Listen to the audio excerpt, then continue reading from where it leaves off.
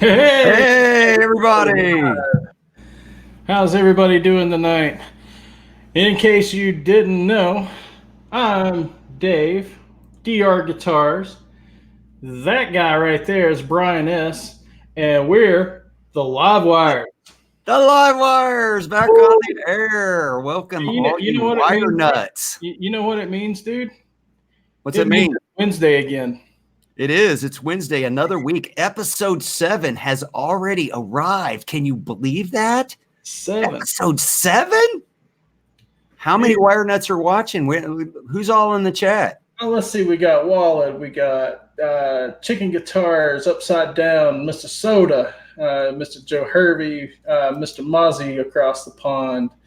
We got, let's see, who else we got in the chat? Mr. Jason Wade in the chat. Let's see, Mr. Terry Himes.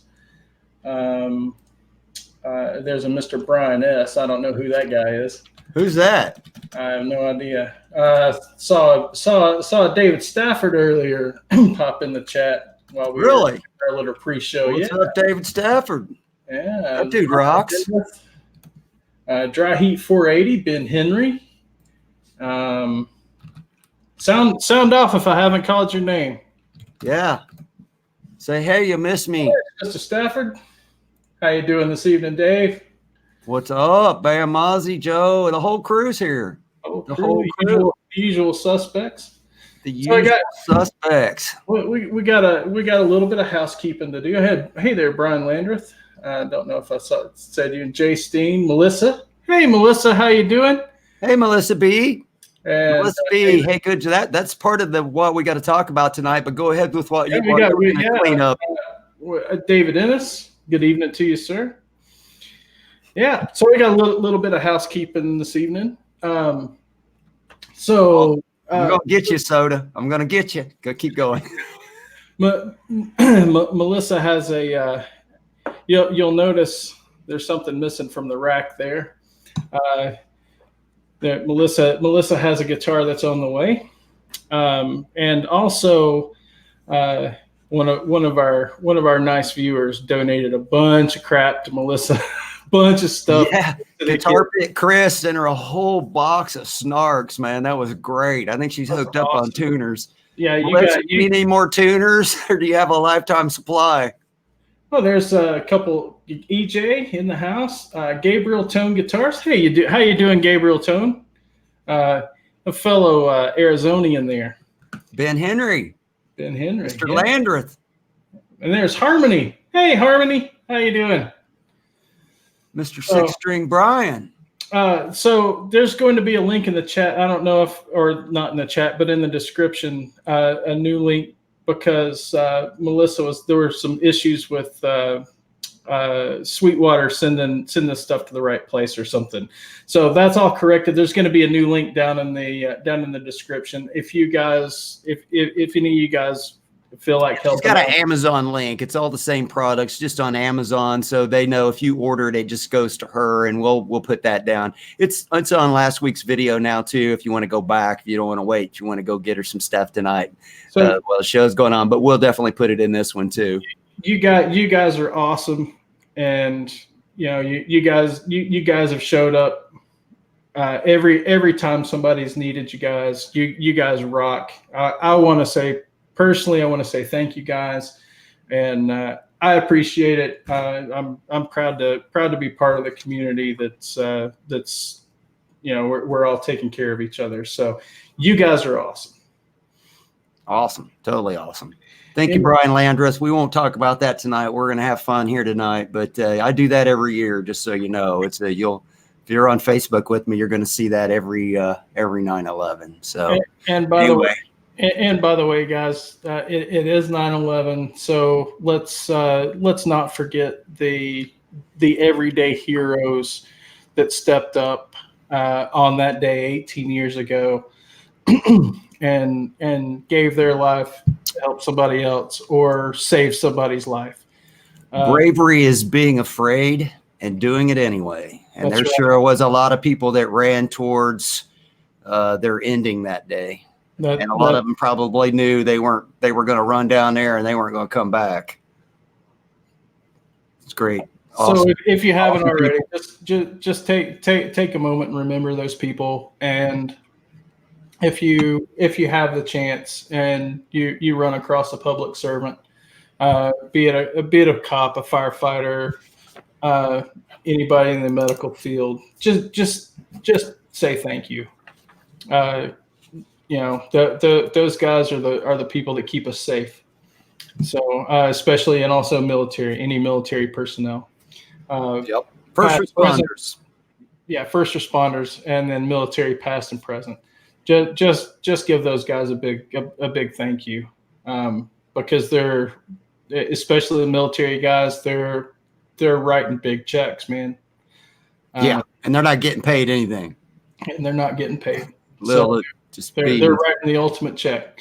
So anyway, you ready to move on? You ready to bring on the guest? I think did you have anything else, Brian? I'm good. You got anything? I mean, the only other thing that I can think of is that. What? Gomercaster update. So, okay, we'll give you a quick Gomercaster update. The Gomercaster has been destroyed. It fell off the UPS truck and another truck ran over it. So it's too bad. Sorry, Quentin. No, the Gomercaster is on its way to its new home, to Mr. Quentin Gomer James. Quentin Gomer James. I love that. So, he told me the other day, he's like, man, I hate you for asking me if I had any nicknames and me answering it. So, anyway. There he is. Quentin's like, no. So I happen to know that the Gomercaster is going to be delivered to Mr. Quentin F. and James on Monday. Ooh, that's a long time to wait. Mr. Quentin F. and James has agreed under duress to do a live unboxing. We're going to make him do a premiere, so it has to go out there so you all know. So you need to go sub to Quentin if you're not already. So when the premiere of the Gomercaster comes out, because you're going to want to see this unboxing. Trust me on this one. Yeah, you're going to want to see it. 6 p.m. Eastern Monday. Quentin's going to go live and 6 p.m. Eastern Monday. 6 p.m. Eastern. So set your alarm. Set your alarm. Set your clock. Yeah, this is guitar hack. There's some surprises. A few of you guys know some of the surprises. You did restrain. I mean, you got the rattlesnake in a bag or something. It's not just slithering around in the case, right? I guess we'll have to find out on Monday at 6 p.m. Eastern time. Guess we'll find out Monday. I guess we'll find out on Monday. Yeah. All right. So moving on. You ready to move on?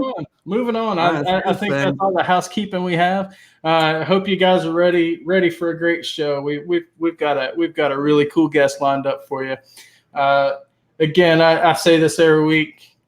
This guy needs no introduction. Heck of a guitar player. He's been on my show before. And I had a hell of a good time hanging out with this guy. Without further ado, here's my buddy from Stafford's music studio, Mr. Dave Stafford. How you doing, buddy? What's up? Good. How's it going, guys? Thank you. Take a bow, whatever you need to do. Oh man, on, Dave. Too much. Awesome. I need a drink. Yeah. That's required. We're both sampling some Basil Hayden bourbon. We're going through some bourbon tonight. Rye. It's not technically bourbon. It's rye. And you're just going flat out. You're just going balls to the wall, Jägermeister, straight up out the bottle. That is rock and roll, brother. Rockstar style, baby. Hey, that is rock and roll. That is dime bag. That's dime bag rocking it. Just hit the stage. My boy's hardcore. Yeah. I'm too old for Jaeger. Jaeger done put me down a couple of times. I learned my lesson. Boys, I tell you. Me too, man. Boy. I remember doing Jaeger bombs till I just about puked myself. Until you're seeing double. Oh, Then you drive home like this so you can tell which one of the lines is which. You gotta watch it. It can sneak.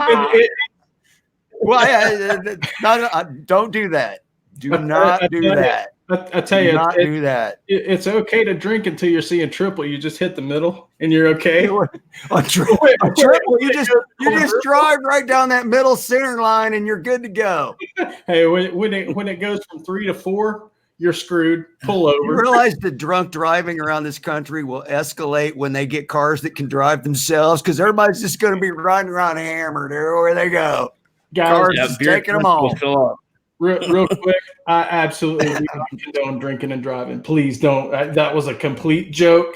Yeah, we're just joking. Do not drink at home. Don't go anywhere. It's way cheaper at home, and you don't go to prison. If you're going out, get an Uber, get a Lyft.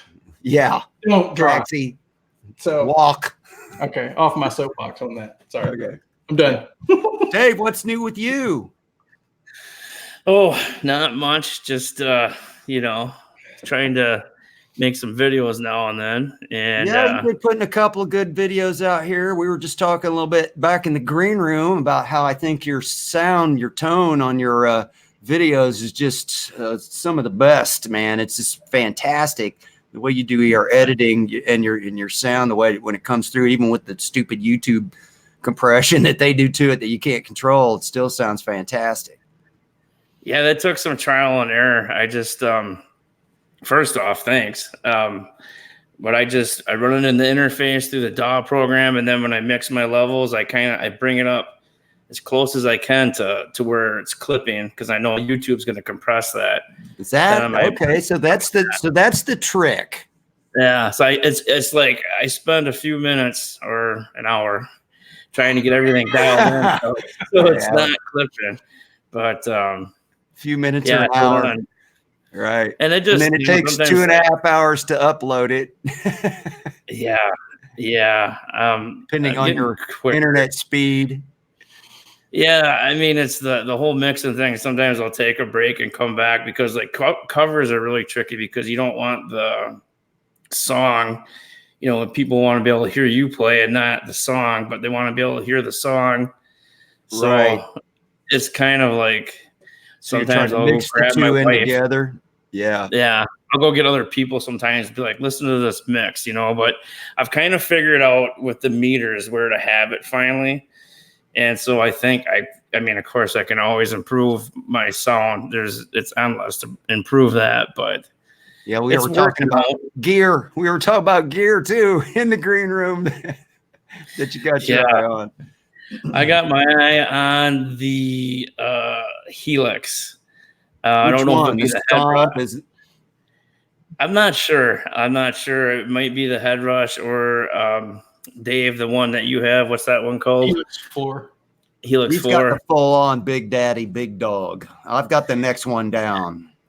The LT. I mean, either one would work fine. I think the only reason I'd even get it is just for like the simple fact when I was talking to you guys that, my pedal board, like, okay, my last video, Cumbersome, it went good. It sounded pretty good. It was more distorted than their song. But if you want different genres and different bands, it'd be nice to have that capability to, get closer to that tone, the real tone, than, I'm kind of limited I can do amp designs and plug-in builds, but they never seem to turn out how I want them to, Well, Helix Yamaha has already done line 6, whoever you want to say, they've already done that hard work for you. Mm-hmm. And plus you get, how many factory presets do you get, Dave? Jeez, two full pages banks of them. I mean, probably 100 or more. There's 70. How many can you put in a bank? There's like 70. Hold on, I'll tell you. 72. And there's bass presets. There's all kinds of different synth. I mean, some of the stuff you'll never use it. Right. I probably don't even use a 16th of what I have now for my interface in the DAW program. Right. Well, I mean, you got to get your comfort zone. And if you go down that rabbit hole, you'll never find your own sound, right? Who was it I heard say that? I saw a musician recently. Oh, I know who it was. It was Roger Fisher, the original guitar player from Heart. The guy who plays the Barracuda solo, okay? And he was like, yeah, I tried to stay away from going down the pedal rabbit hole because you'll chase your tail till the end of freaking time. Once you get what you like, sounds good to your ear, just stop and hone that. That was his thing. If you're a guitarist looking for your own thing, right? Brian, there's 576 presets. Factory Wow. Oh, that's cool. Yeah. Wow. Yeah. It's a lot. And then you have 5 banks. That's a lot. And it's about the size of you have over 1,000 good size pedal board.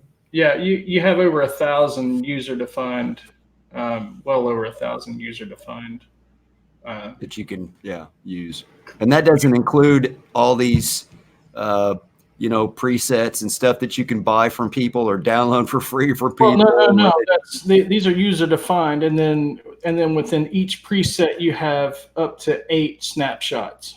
So do the math. And then the IRs come into play. It's mind-boggling. Yeah. Yeah, exactly. It's not really options over though chicken guitars, because really I'm just mainly going through the factory options, and you can find what you need tone wise in there. I mean, if you're a gigging musician or a recording artist or something, all that stuff is great to have. But really what's fun is just to go through, pick a pedal, pick an amp, pick a cabinet, and you got, oh, today I want to play through a BE 100 with a Marshall 4x12, or I don't want the Marshall 4x12 today. I want to play through greenbacks in a 2x12 today. But think of it this way. Think of it this way. You could make a preset, one preset, and you could have 8 snapshots in that preset. And within those 8 snapshots, you could basically play a full gig of covers within that one preset. Guitar Hack says he only has enough time to play the damn guitar, but the truth of the matter is it's the same as tweaking your pedals. Just once you get them tweaked to where you want them, you're done. It's actually white. It gives you an unlimited basket of pedals to play with whenever you want. Well, and in fact, and everything else. It's actually less when you think about it, because once you find that tone you like, you save it, and you can recall that tone in an instant. You don't have to go back and start dialing in pedals again.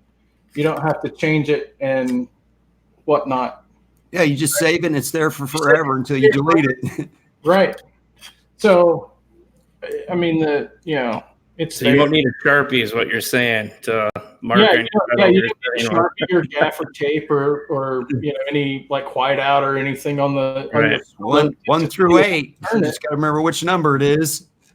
Well, it even has. You can label. You can even label them. Once you name it, if you have the Helix 4, it's right there. Yeah, right. It says it on the little strip and everything. It's pretty right easy. on the front of the Helix. Yeah. Yeah, it's user friendly.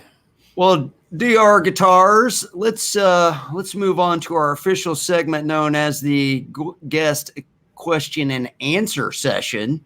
We have some prepared questions for our guest, Dave Stafford. If you're not already subscribed to Stafford Guitar Studio, Dave, could you throw his link up in the chat for me, please, there, sir? I got you. I just wanted to say study for the quiz. Got some buddies out there. The whole chat. I see Chicken Guitars there too. Everyone's saying Stafford Music Studio. So I didn't type back in, but hey guys. So Zach Thong, Soda, everyone. See my name popping up in the chat. Yeah, it's hard to do 2 things at once. Yeah. Dave's going to keep an eye on the chat for us here while I quiz you. Oh boy. So I see a bunch of new faces, or not new faces, but our regular crew. Oregon Steve's getting into Les Paul on Friday. I know this to be fact. One quick thing, guys. If you guys have a question for Dave or a question for Brian or myself, make sure you just tag me in it. Yeah. Tag the other guys too, but make sure you tag me because I got an eye on the chat. He's watching it for us right now while Dave and I concentrate on what we're doing here. So, all right, first question for you here, Mr. Stafford.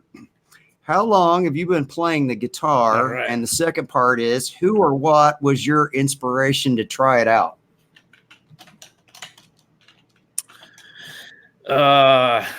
Okay, so I've been playing guitar for 23 years, which a good decade plus was wasted that I could have. So, but yeah, it's been 23 years.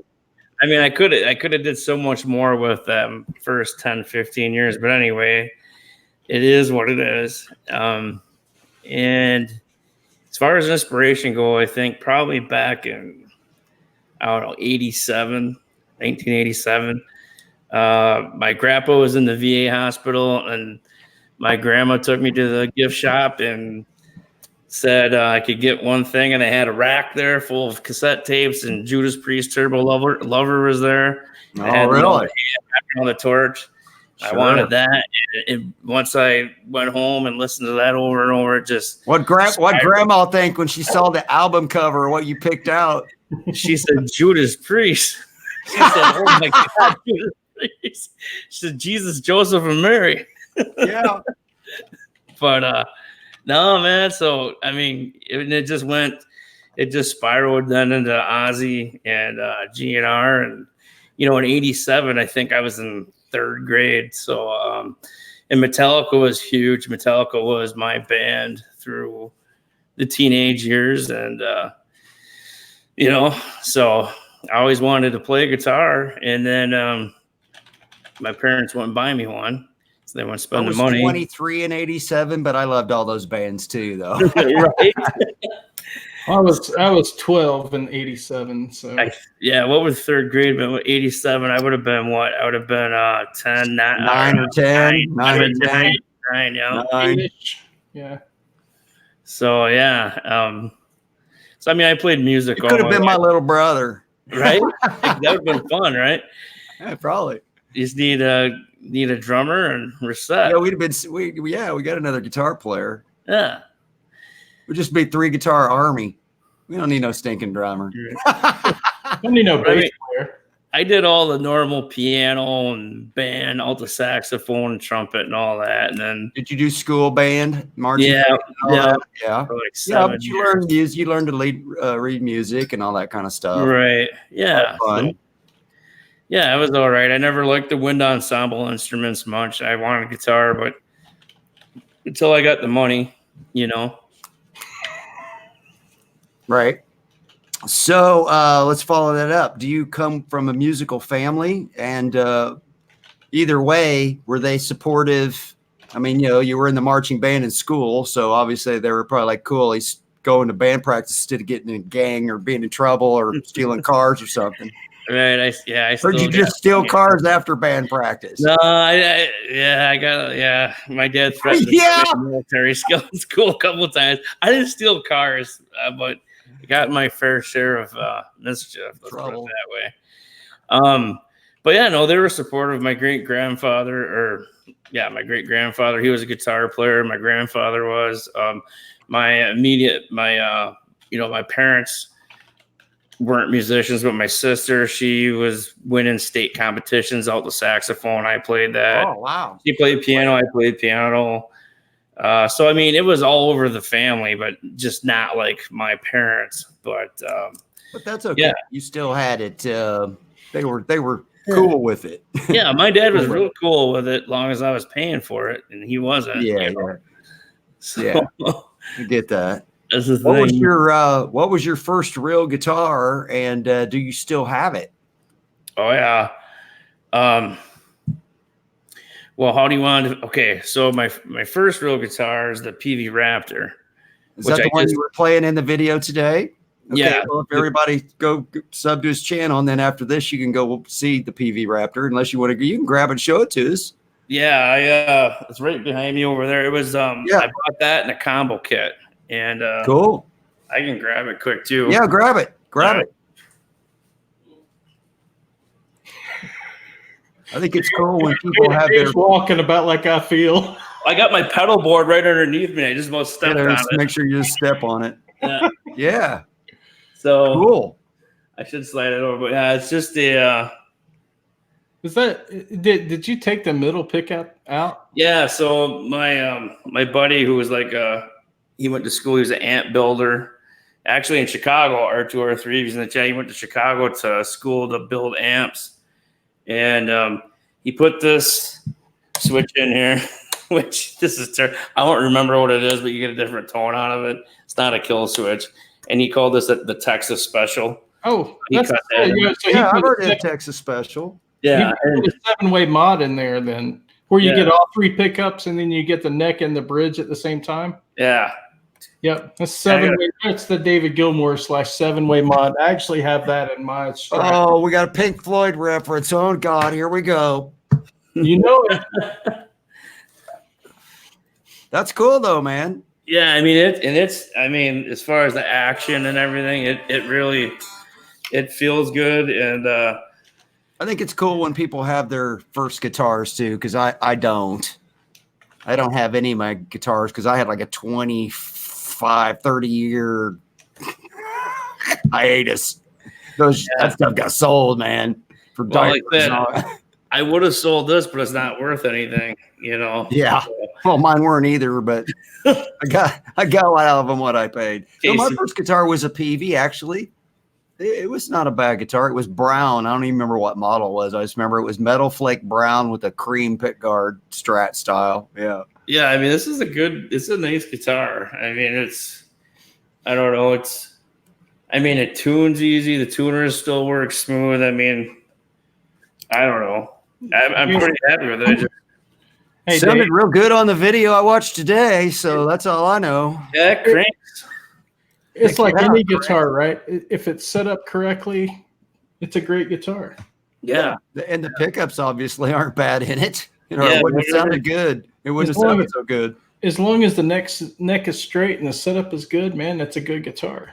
Well, that's just it. I mean, the action on the higher frets, the higher register might be a little bit higher action than I normally run, but it's not going to handicap you in any way while you're playing. I mean, you just a little extra effort, you know. What gauge strings you like, Dave? Because you got pretty big, strong looking hands. Are you 10s or 11s, or I used to run 10 to 60 on my Gibson because the GHSs, and that was like crazy. And I went to 52, and now I run just like 10 to 46, and I'm considering because you get a lighter touch going, and your string size has nothing to do with tone, really. Your 9s are going to get as good as tones, so in my opinion, anyway.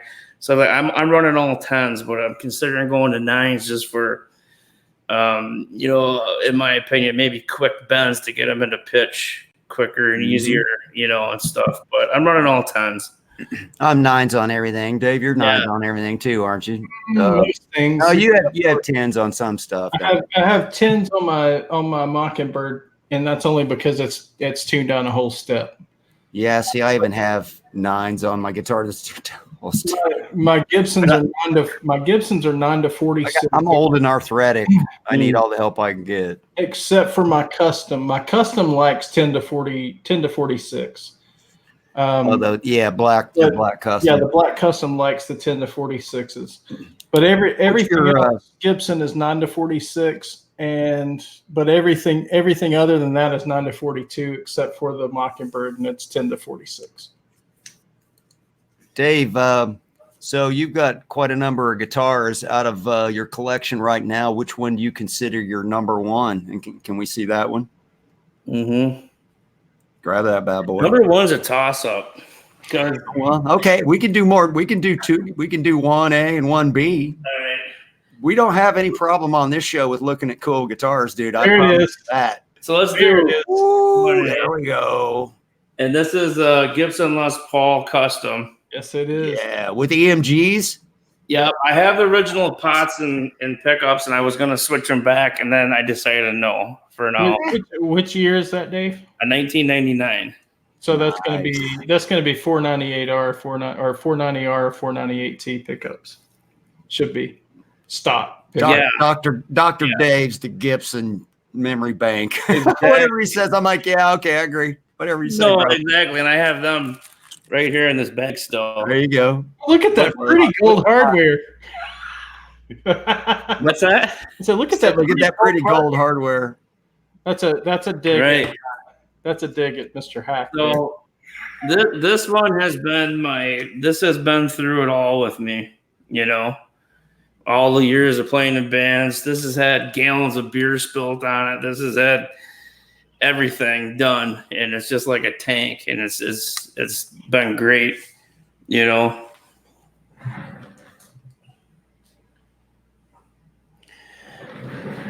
But I just got a boner. What's that? I just got a bonner. A bonner. A bonner. Bonner alert. Oh, there it is. There's the so PR. what's 1B? This is 1B, that my newest edition. Ooh, purpley. Yeah, purple mist. I gotta get this camera right. Custom artist package PRS that I waited 20 months for him to make it. Holy schmoly. I thought my 12 weeks for my Kiesel was bad. How many months? Say that again. 20 months. What? Yeah. That's a year and a half and 2 more months. That pisses a guy off, let me tell you. Did you have to make it? Did you have to pay for it all up front or just a deposit? I paid 50% up front. Ooh. So yeah, I was a little wasn't cheap. I can already tell you that. Yeah, no, this is my most expensive guitar, but so Dave, does it have a name? No, I have not named it. It's I think 1B is a good name for it. 1B, there you go. I kind of call him Baby, but I mean, it's like, I don't know. I don't really name it, but it's like a purple charcoal burst. What color do they officially call that? It's a purple mist smoked edge. Purple mist. If the lightning purple was mist smoke. Yeah, this would look, the purple would actually be brighter with brighter lighting. And you're rocking a gold and black Floyd on there? Yep. The gold nut. Yep, 24 karat gold. Gold hardware. I wasn't sure about the gold hardware, but I like it. So looks good on purple, man. It's got the full-on birds. The fretboard is Brazilian rosewood, which the real deal. Yeah. So if I was to, that's not really showing anything, but you can't even ship that guitar out anywhere outside the United States. Right. If I was touring and went over to Germany, I'd have to have paperwork along with it. Just lie. Right. I don't know how they would know. No, there's no guitar. It's like the dude at customs. Is this Brazilian? Oh, no, that's African rosewood, dude. Oh, okay, cool. Go on through. How's he going to fucking DNA test it? Right. No. And, I mean, maybe. Oh, wait a minute. We're bringing in the tree expert to check the species, dude. You might be going to prison. They charged me for it. It better be. Oh, I bet they charged you for it. I bet they did. See, they come up with every excuse in a book, and a lot of the people. I got like a treated flame maple fretboard on my Kiesel. They charged me for that too. That wasn't standard. Yeah, they like the charge. I can tell you that. Mm-hmm. Oh, what? They do. I mean, it's a brighter purple than that. It's just the lighting right now. Right. But yeah, I mean, I think Brian and Dave. I think what it came down to is the time frame that I was waiting to get this. That the John Mayer Silver Sky hit the market. Yeah. And you were like, I can't get that because I got to wait for this. And they just said, "Oh, we can't." They kept saying we can't find the right piece of wood for the neck. So they were getting their butt kicked at the factory making Silver Skies, and you got kicked down the list. Yeah, I went from 20 months, dude. 20 months is outrageous. That's insane. Well, it turned me off so much, it made me almost hate PRS. Well, the problem is with that long of a wait. By the time you finally get it, you've probably already found some other guitars that you want to buy. Now your money's tied up, and you can't get them, or you have to overextend, or you can't wait. Yeah, you're exactly right. So Dave, there's been a couple of times it's been asked in the chat. Did it come with a case? What's that? Did it come with a case? Yeah. So really, you actually got a hard case with that. Yeah, really special case actually. But I'm gonna put this in the case to show you. So R2 says you were crying about it for months. Damn right I was. They told me 6 months, and 6 months came and passed like nothing. Yeah. Yeah, I was crying. Todd Flower says you have a dog. They have a dog, Brian. I don't get it. I must have missed something earlier in the chat. Do you have a dog, Dave? Me? We have a 8-pound Bichon Shih Tzu that pisses on the floor once in a while. I think they all do that, Dave. It's not just yours. She's just dumb. I mean, I asked the vet, and they're like, small dog, small brain. But I mean, like, don't feed her water after 6 o'clock. I'm like, yeah. I mean, Zach Thong, thanks, man. Appreciate it. You guys want to see the case? I'm trying to figure out what he's talking about. Yeah, I don't know. He said, did the case? X says, did the case take another 20 months? Ouch. Melissa B likes purple. She's a purple girl. I don't know. Yeah, it looks like a Friedman case to me, actually, but that is a nice case. It probably is a Friedman. It looks exactly like my Friedman case. They probably ran out of them. They just bought one from Friedman. Pride barred the freaking Friedman thing off the side. Yeah, chicken guitars. He sure did. My CE's awesome. I love it. I wouldn't have waited that long to get it. Although, actually, it did kind of wait that long to get it because I saw it when it was brand new and didn't buy it. And then it got sold. And it was one of 3 special run. And a year later, I saw it pop up again on Reverb. I knew it was the same one because I had pictures of it, and it had the same grain pattern on the top. And I was like, oh, there it is again. And I was like, damn, I'm buying it this time. So I wanted this guitar, didn't buy it. And a year later, I bought the same guitar on Reverb. Nice. Is it crazy or what? That is crazy. I mean, that's the thing is like, what do? I had 50% down. It's my 3rd PRS, but my other 2 PRS are a tutorial and just an acoustic. And it's like, what do you do? Like, I'm half into this, you know? And see, I wanted this Ariza Verde. This is the one, right? Oh, yeah, that's pretty. Mahogany back, and it's with nitro finish black neck. Oh, this thing is so freaking great. See, dude, I love the back on that, too. The back is... It looks like it's one piece of mahogany too. I can't find a seam on it anywhere. It's pretty sick. See, I got the maple. Wonderful. I got the 8707 pickups, which I really like. I think mine are 8515. Does that sound right? Yeah, and I had those in my core. I had a 22. Okay. They're bluesier and darker. These are a little brighter, a little hotter, maybe the 8707s, but I like them both. They're great. Their pickups are great. Their guitars are great. Nobody can say that PRS guitars aren't good. Whether you want one or like them, that's another story, but you can't say they aren't good because they are. Yeah, I can say, they're definitely good. They might not feel right to you as a player, something else. Right. They're definitely quality-wise, pound for pound. They don't send them out until if they're not right. I haven't seen one. Even the SE models, I had a couple of those. They were good too.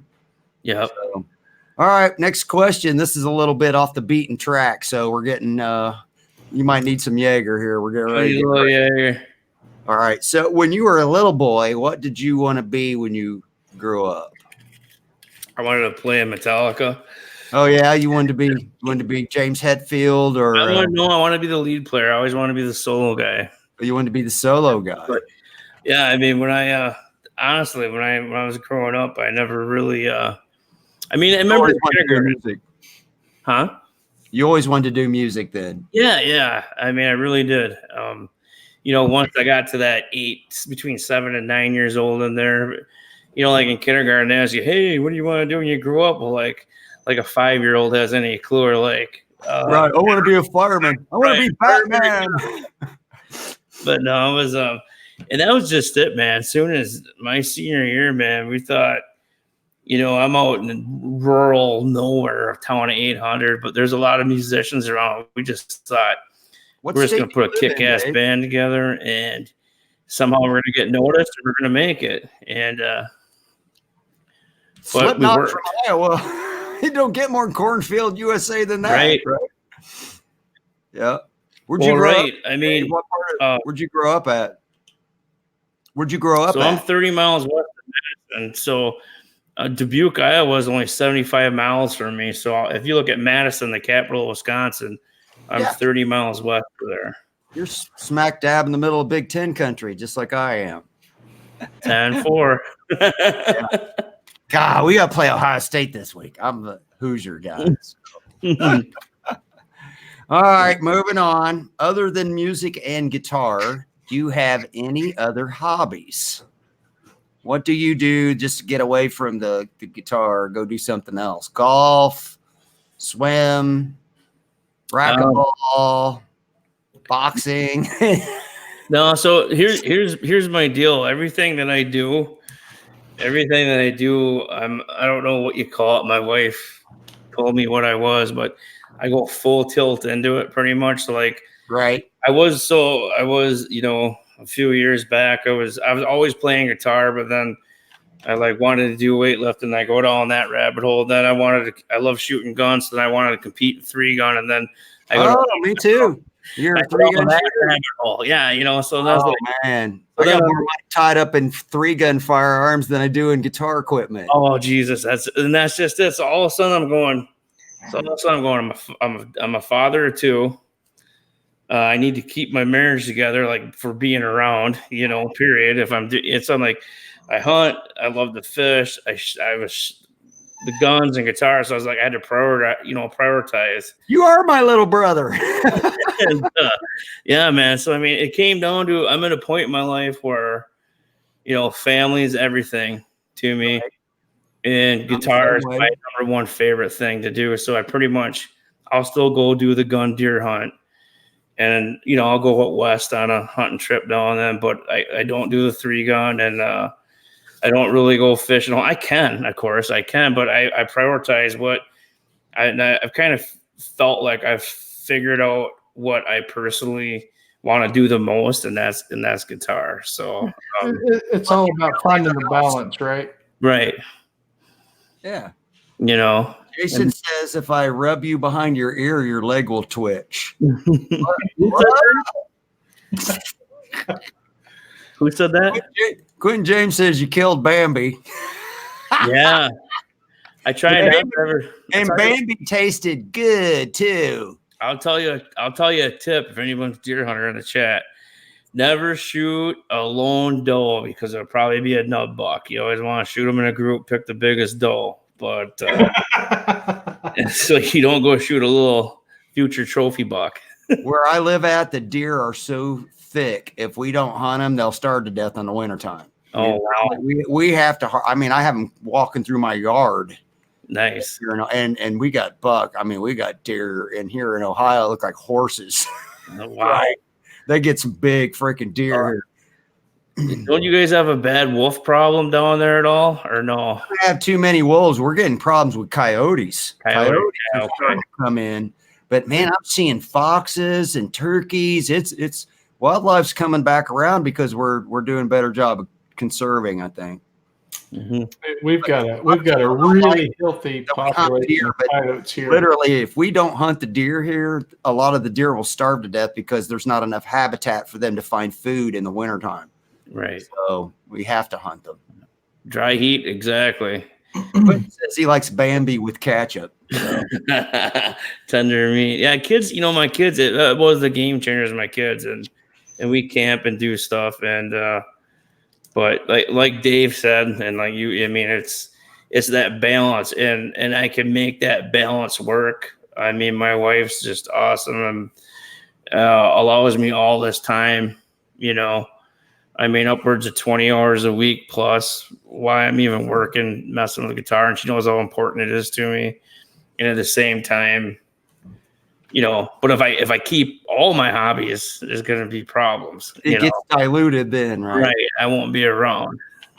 I just literally won't be around to see anybody. So, in 3 guns, decided to go full in on the guitar. I sold my fishing boat and my jet ski. We moved from a lake, and I'm just sold some of my watch collection. I'm just like, I'm just going to get this hobby and concentrate on that while I still got time. Yeah. It's like, I'm going to check this bucket list thing. Dang it. Right. I totally understand. All right. Next question for you there, Dave. Mm-hmm. If you could possess someone else's talent for 24 hours, who would you choose? Oh my goodness. Wow. Wow. Say Randy Rhoads. He's definitely one of them for sure. I mean, my God. Some people say Zach Wilde doesn't play with any soul. I just think, that's not true. I've studied him so much. He is so awesome.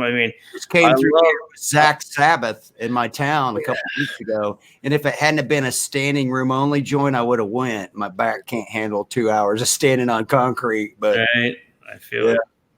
And Steve Vai play. I absolutely love watching Steve Vai, the way he does that special bend or vibrato, and I don't know. There's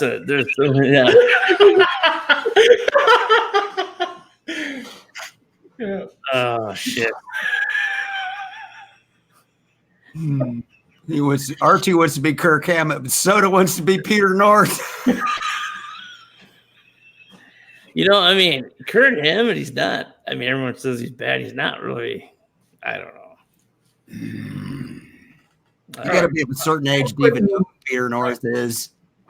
I would never. I don't know who it is. I have no idea. For 24 hours, let's just go with Zach Wilde, and I want his guitar collection for that 24 hours.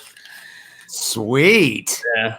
Zach Wilde for 24 hours. Mm-hmm. That would be a party anyway. Just because obviously, if you're only getting 24 hours, this going in. You're not planning to sleep. You're going to sleep on during the 25th hours when I'm going to sleep, right? Yeah, right. Yeah. Yeah. So this is going to be a blast because I got a feeling Zach don't go easy on anything. No, even though he's not drinking, he's still he's a wild man. So. Yeah, he's crazy, big time. All right, so we're down to the last final question of the night. This is the standard question that all of our guests get. All right. So you're about to be stranded on a deserted island, but it has electricity. We found the only deserted island with a generator. So nice. you get to take one guitar, one amp, one pedal, one album to listen to, and one miscellaneous luxury item. What are you taking? What was after one album? Was there another item there? One miscellaneous luxury item. Yeah, okay. So one guitar, one amp, one pedal, one album, one miscellaneous luxury item. I can't have 2 guitars? It could be your miscellaneous luxury item if you want. Right. Okay. But then you don't get a towel or a pillow or anything. So you just or toothbrush or TV set. You could have 2 guitars. Yeah, I don't watch TV really anyway. So, well, you don't need that. So for a guitar, I would have to pick. I would just say I'm not sure what guitar, but I would want something out of Paul Reed Smith's private stock with a tremolo system, just for the fact that I'm going to be there a long time and I'm going to want as many different features on it as you can get, right? Right. So like a Paul's guitar or something along those lines. Right. I want like his $20,000 guitar. Okay. All right. And then I'd want a Mark III Hughes and Kettner amp since I got a generator. They can't beat that. Right. As far as a pedal, are we talking a processor or just one pedal? One pedal. Doesn't matter. You get to pick. It doesn't even have to be something you own. You can stop by Guitar Center and get it on the way to the island. And money is no object. Money's no object. I can grab the Helix. Take the helix. Helix. All right. The one. So you got a helix to go. All right. All right. So now you're down to the album. So this is the only music other than what you make you're going to get to hear. So what do you got?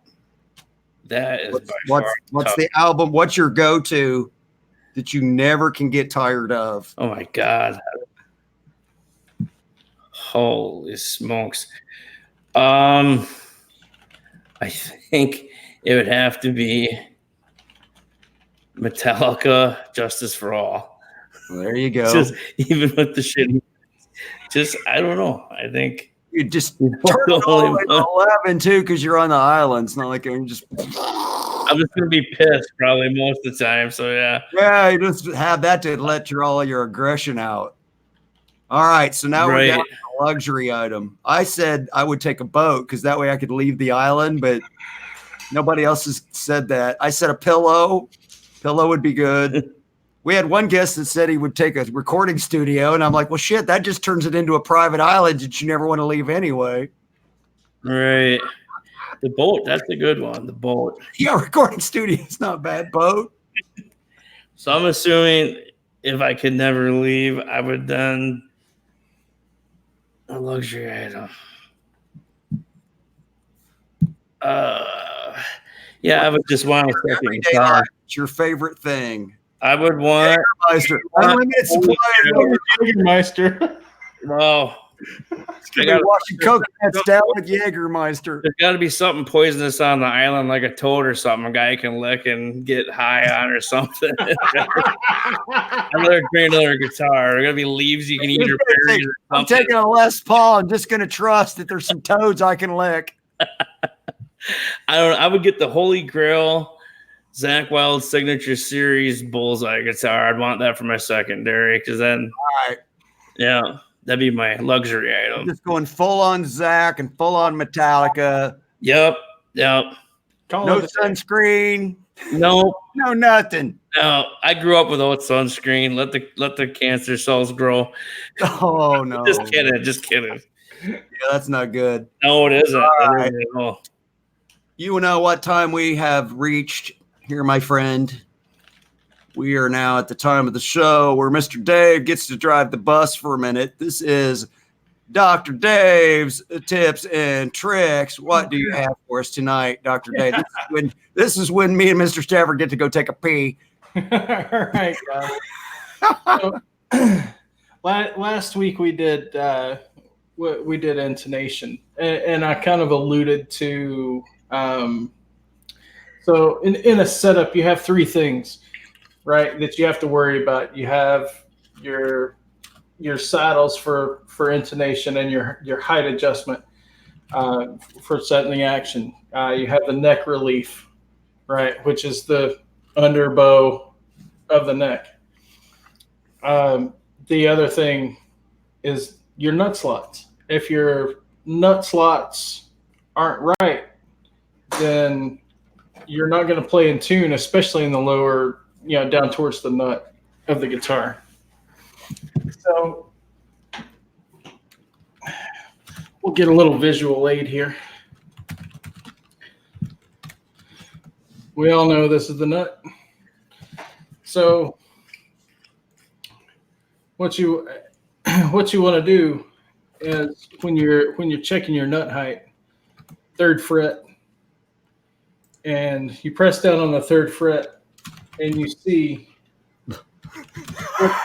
what kind of distance you have between the bottom of the string and the 1st fret. And what you want is you want just a very, very, very small amount of space. And you go through every string. Now, one thing you want to remember is your nut should angle like this from your headstock. So your nut should have an angle on it. So there's only one point of contact on the nut, and that should be at the very front part of the nut. And the front part meaning this side, not the back side. We're calling the headstock side the back side, the front side. So again, here's where proper tools are paramount. Get yourself a set of gauged nut slot files. Most of your Floyd rows, you shouldn't have to worry about it. But any other nut, whether it's a bone nut, whether it's a Corian nut, whether it's a plastic nut, what have you, make sure you have a set of gauged nut slotting files. Yeah, no, the jokes are just running rampant. But make sure your nut is cut correctly to the correct depth. It's not rocket science, guys. This stuff isn't hard. Once it's set correctly, you get your action correct. You get your action set good. You get your neck relief set good. You should have a really good playing guitar.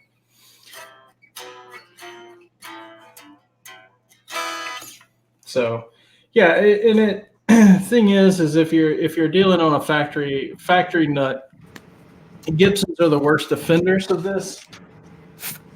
Gibson will offend your factory nut. Well, there's a reason why I say that. Give me just a second. Let me grab an appropriate. The pun possibilities are endless. They are. So, and the reason Gibsons are known for going out of tune. Soda wants to know if you check your nuts every day. Check my nuts a lot. So the reason why a lot of people have issues with Gibson and Gibson style headstocks, they're 3 per side, that where you have this break angle that it comes across the nut and then it angles out. Right, it's not a straight string pull. Straight string pulls like Fender, Paul Reed Smith does a straight string pull. Ibanez does straight string pull. But the reason why Gibson have trouble is, and it's usually the D and the G string, sometimes the B string, is because they have this angle where the string angles back out of the nut. So what you got to do is you just got to make sure that the nut slot that string rides in is angled towards the tuning post. I'm watching Dave, and he's reading the chat, laughing his ass off. Keep talking. You can't see him. And anyway, so most of the time the nuts are pretty close. But if you just if you have the right file, again, right tool for the right job. I'm always going to preach that. You guys should know this by now. Right tool for the right job. A lot of times, all it takes is a little bit of cleaning up in that slot, and your tuning instability problems go away. So leave it to Chris. Do you lube your nut? I use a pencil. You knew that question was going to pop up. Yeah, I use guys. I just use a mechanical pencil, the thinnest lead, which is graphite that I can find, and just poor Dr. Dave. He's actually trying to teach you something important here, and we're just totally. No, it's fine. Totally punning his little segment to death.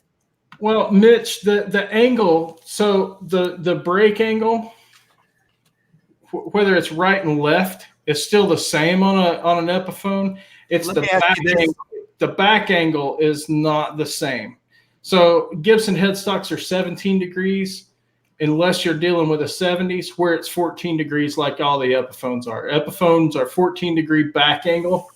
By back angle, I mean if you were to go straight off of here, this is 17 degrees.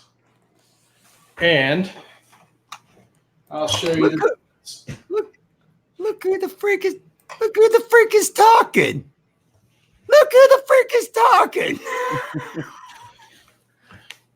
Here's a 70s Gibson. This is a 14-degree back angle on the headstock. So it's not as severe. Plus, it's got a little bit. And this is also the same angle that Epiphone uses. But your break angles your brake angle is across.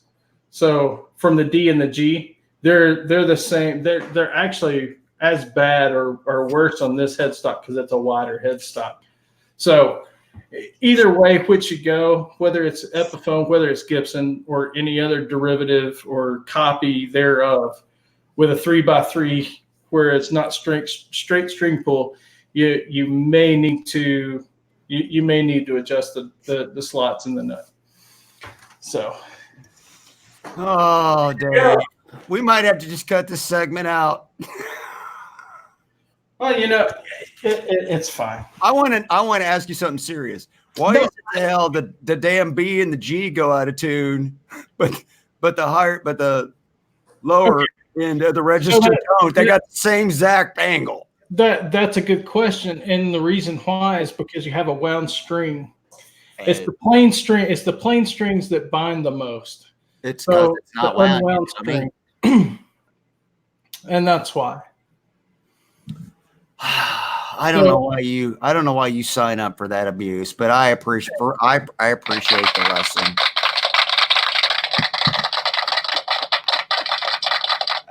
And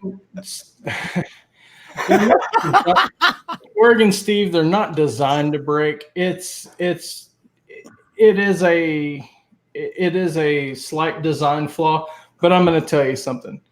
When Gibson they don't want to.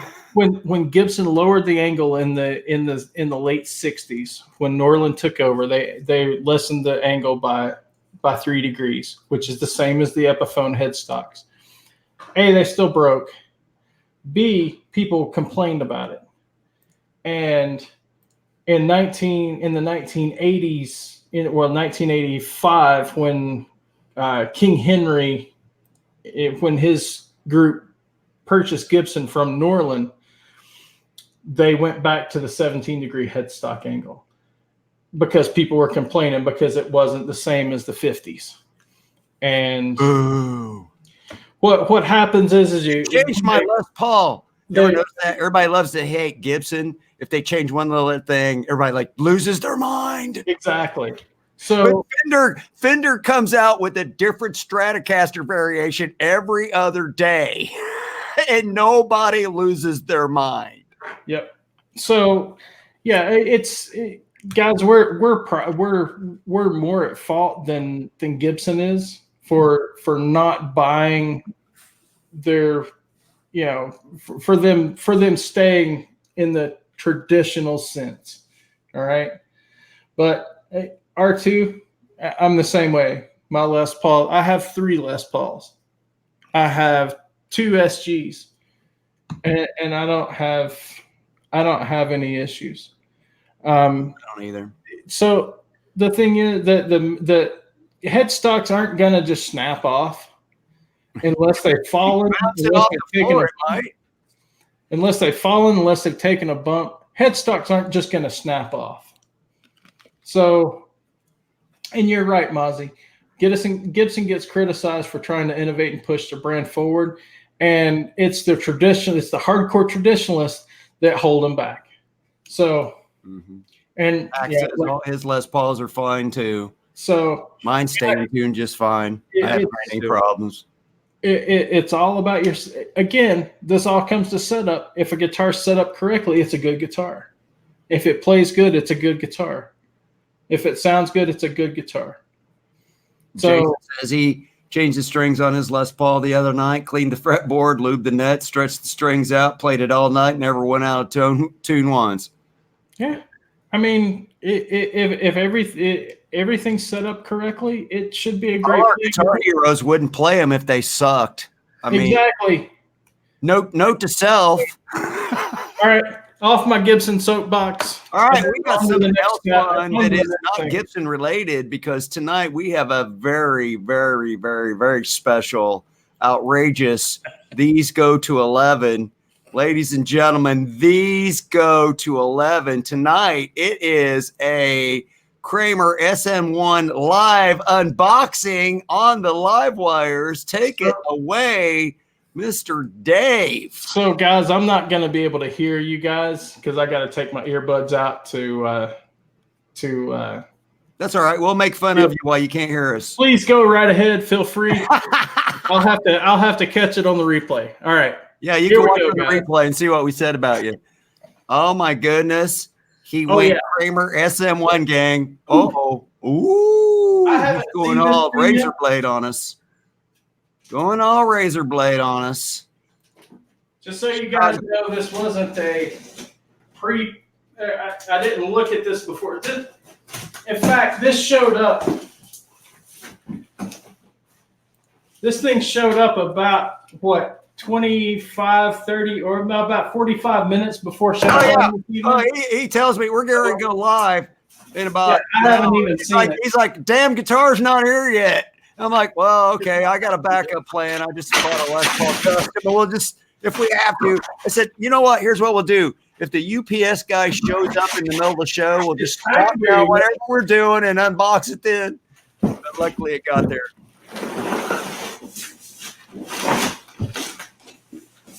Woo, bonus unboxing live. I guess I could have pulled it out of that big, huge box, huh? SM1, just like the Count. The Count must be taking a nap. I haven't seen the Count tonight in the chat. I think this is the first episode the Count needed some sleep. A little more wieldy here. I just noticed the Count's not here tonight. He finally had to take a nap. Or maybe they're having a solar eclipse in England, and I'm sure I'll watch the replay so we can talk about him. Yeah, who knows? Sun stayed up all night, and he couldn't make it. All right, here we go. Well, no case. They're already dogging it out because you didn't get a case, dude. I don't even want cases anymore. I don't have any more places to put cases. I have so many freaking cases. I don't know what to do with them. All right. Let's go to 11. Ready for all this? Oh, look at that. Oh, man. Oh, man. Oh, man. Isn't that sexy? I can't. Oh, I see a color. I see a color. You can see it. I see a color.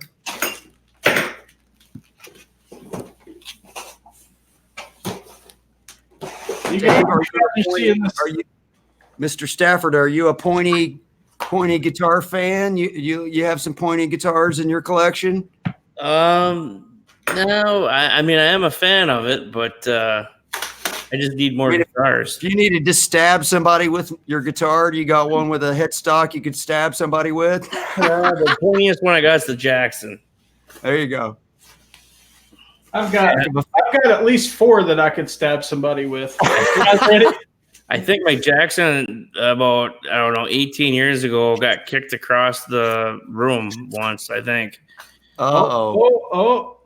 Here we go. Oh, you could put somebody's eye out with that. Kramer. Oh, look at that. Oh, look at that.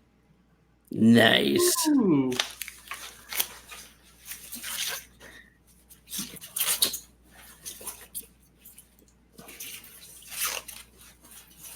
Wow. Woo! Kramer's made the biggest comeback since Lazarus. Wow, look at that. Ooh, man, that is sparkly from 1,500 miles away, baby. Look at that. Look at that color. Stick that up by the camera so we can see that metal flake. Holy schmoly. What color orange do they call that? That's tangerine. Orange Crush. Orange Crush, just like the Denver Broncos defense. Hey, listen. It's in freaking tune.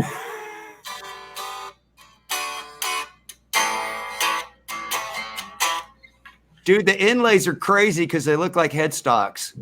Yeah. These are the old school inlays. These are the traditional Kramer SM1 or Stagemaster inlays. That thing is so ESP Horizon crazy for the money. And yes, it is. It is another neck through. I love the neck through. Look at that neck access, heavy, Jason. Look at the joint. Look at the neck access on that joint, man. That's all kind of shreddy. Is that a 20? Is that a 20? 24?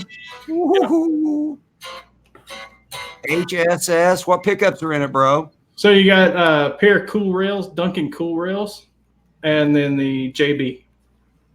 So you got cool rails and the Seymour Duncan JB. And there's a coil split on off, and then a 5-way blade. That's like my Ibanez has, except Master I got tone, master volume. HH. Sweet, dude. That thing is sick. So there was 3 colors to choose from. What made you go with the orange? I don't have an orange guitar, man. There you go. That's a good enough reason. I don't have an orange guitar. Man, this thing looks great. Yeah, it's spectacular. Indonesian. Congratulations. Thank you. Indonesian made. Oh man, that paint job looks. You can't. It doesn't pick it up on. Really doesn't pick it up on camera. Yeah, you're gonna have to get that out in the sunlight. There you go. You can see it. There you go. There you go. You get that out in the sunlight, it's gonna blind you. That's gonna be sweet. Nice, brother. Flake. Yeah. Super nice. Thank you. Thank you. Yeah, it's. How much does it weigh, you think? How's it feel? It's probably high 7, close to 8 pounds. So sort of like your winter storm. Yeah. Yeah. Feel about same. Yeah. Is that an ebony board? Ebony board, yeah. Mahogany neck, Floyd 1000. Floyd 1000. Yeah, Floyd 1000 series. Yep. Nice. Where did you snag it from? Did you go Music Zoo? CME, man. CME. Oh, Chicago. Oh, yeah, it was on the box. Music, yeah. Okay. Good old Chicago Music Exchange. Yeah, I'm gonna have to set this one up. I think this one's gonna. What's your action like out of the box? It is average, medium, high. Yeah, it needs to be adjusted. Too high. Little high for my. Well, they always do that. They always make them a little high, right? I mean, I think they try to find a happy spot, but you can't. You're never gonna. Well, that's the thing. You're never gonna please everybody. You can't set up thousands of guitars and make them for everybody. It's just not gonna happen, right? Right. It's not possible. There you go. Dave's all right. I see Dave eyeballing that thing. He's like, I might need a metal flake pointy something I could stab somebody with in my future. Yeah. I might need to buy a Kramer guitar here coming up. There's the other Kramers, the less expensive. Hold that. That's a good segue into our next segment. Yeah, we're getting close to that, but I was talking about the ones that we saw at Summer NAMM. Those Kramers are all starting to hit the market too. The new Berettas. That's what I'm talking. Yeah, that's what I'm talking about. That's what I said. There's something coming up. There's some. Yeah, you all got a little bit snooty about all the single cuts we showed you last week. So this week, it's known as Payback as a Biatch. Y'all wanna poke at single cuts? So Dave, last week we had this segment on the show that we call Red Hot, because if you haven't noticed by now, everything's got a bit of a motley flavor to it on the Livewire show. So we showed a lot of Les Paul style guitars last week. Oh, and the chat they just rebelled. You would have thought. Wow. I mean, they went crazy. Wow. What is up with all the Gibson hate? It was just total love. There was no love whatsoever for anything that was LP. So this week, we're going to take our revenge. There you go. So we are up to the segment known as the Red Hots now, and the first one, I got to do the old screen share here. Are you ready for this? Revenge is a dish best served. Actually, this is a guitar I really kind of want. I'm just gonna go ahead and throw it out there. First off, we have the Eastwood Classic AC. So any of you guys that are kind of Malcolm Young fans, I mean, this is kind of a Gretsch throwback, So it's a mahogany set neck.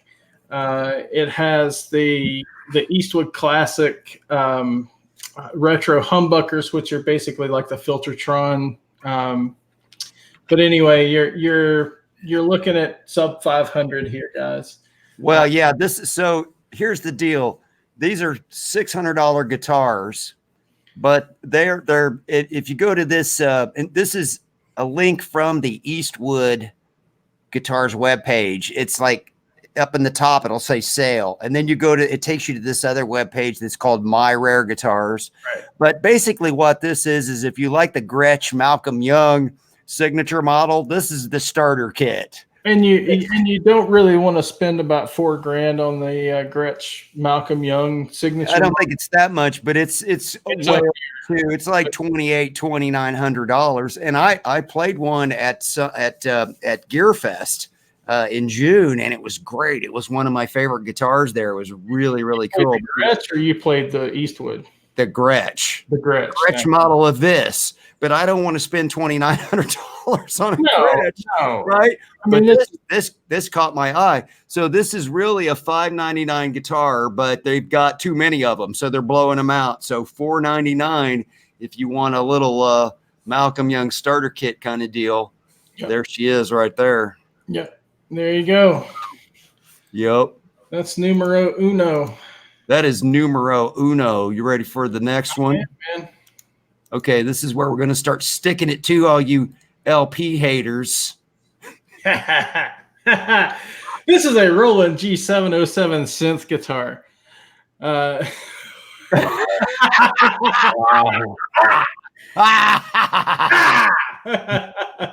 Take that, guys. No, I'm just messing. All right.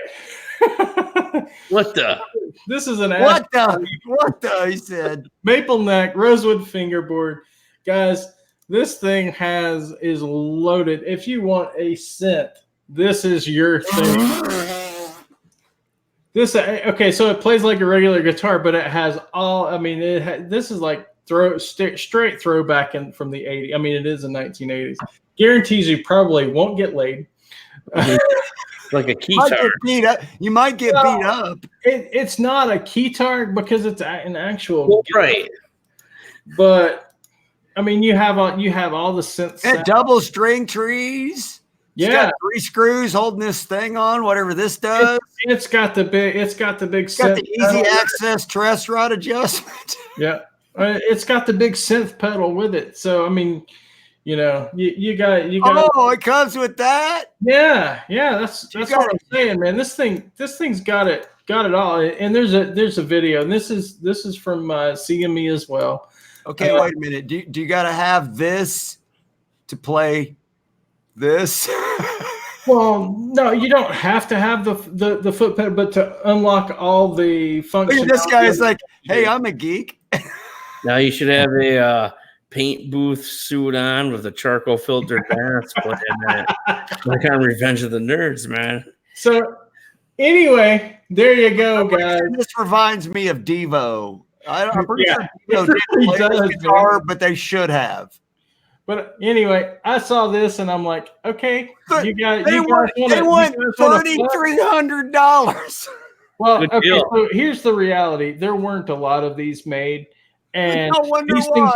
These things were like super expensive back then. And with it being complete, it's actually, I mean, that's actually kind of a cool piece of history. Oh, so $3,300. Like I said, there weren't a ton of these things made. Okay, I just bought a 2018 Les Paul Custom Shop Standard that was way cheaper than that.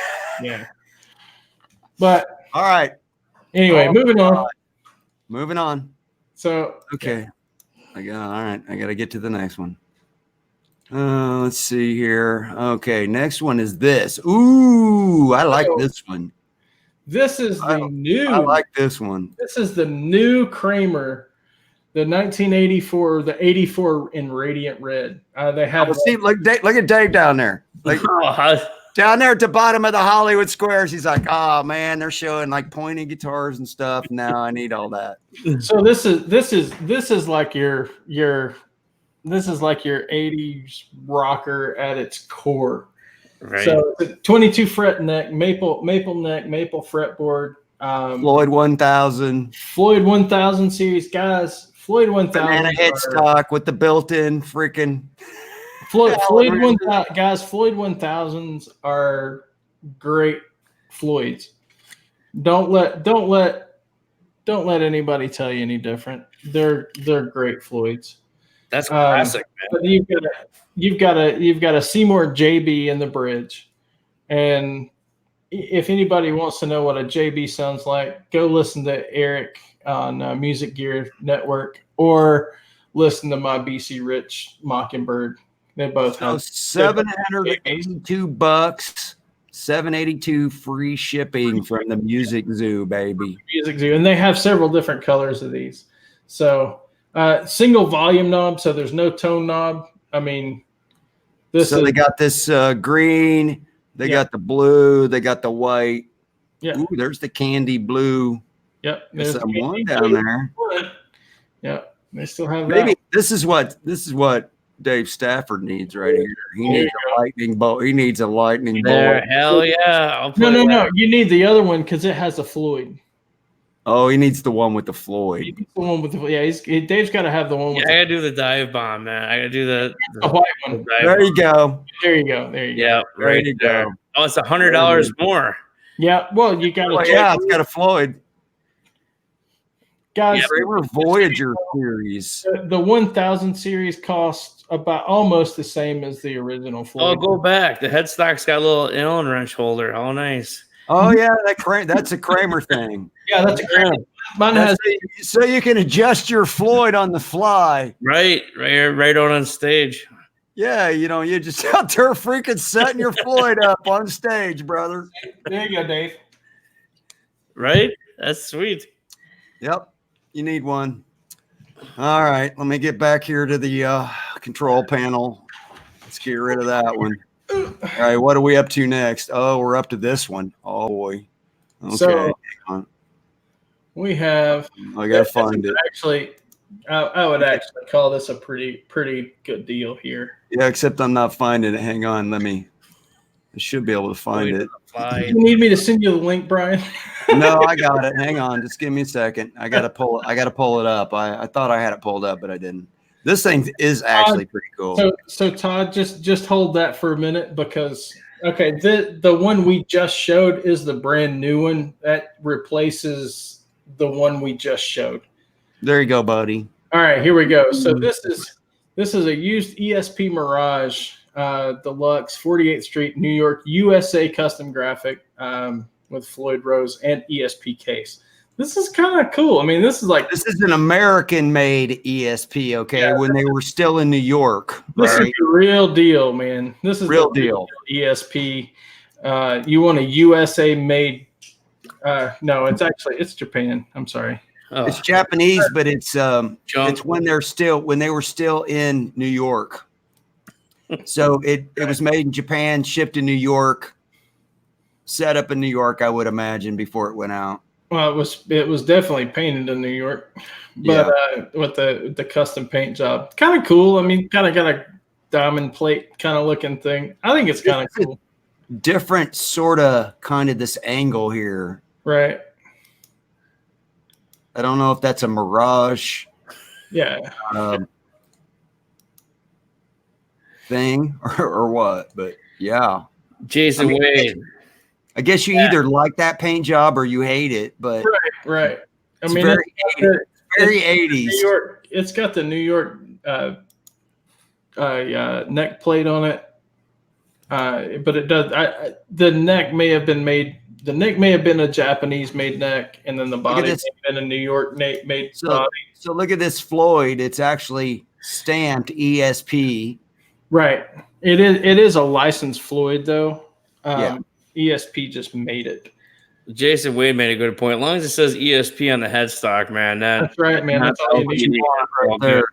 Yeah. I like the red back. Yep. I like the maple neck. That's kind of cool. That's a cool kind of a cool guitar. No, that bridge doesn't suck, Soda. Look at this access right here. I mean, they were ahead of the game. There's a little bit of sloppy paintwork right here. Yes, Jason, that is a Lawsuit Jackson headstock. No, that bridge does not suck. That's actually as good as a Floyd. I mean, it's like the real deal. Even though it says licensed, those are very well made bridges. Pretty much exact copy, right? It's just like the old Jackson bridges back in the 80s, kind of thing. I got there you go. Look at that, New York. I got a Jackson serial number, marked New York in it. That's what I said. I think the neck was Japanese made and the body was U.S. made. Probably so. So what's the grain? Look at that grain in that neck. That's a 3-piece neck too. Look at that. So, all right. So this guitar is $1,359 plus 40, so $1,400. Yeah, $1,400. So just for 2 more days. Yeah, it's on sale. Doggy's like, buy it now. The dog's like, buy it now. Hang on. I'll be right back. All right. So what do you guys think about that one? Not too bad, huh? Well, I know where Soda's coming from, though, because I have a licensed Floyd on my Jackson, and that one is a piece of junk. If you do one dive bomb, it's totally out. And I don't know if that has anything to do with the locking nut or the tremolo or what, but I mean, it's so. I think a Floyd 1000 and above is okay. Yes. Below that, you're rolling the dice. Right. That's yes and no. With my experience, though, Dave, is what I'm saying with what I got. Well, that's what I mean by rolling the dice. The rest of them might not be bad, but they might be. You know what I mean? Okay, so it might depend on the guitar.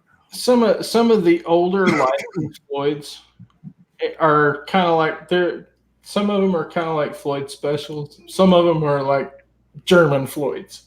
It just depends, right? On who made it. Right.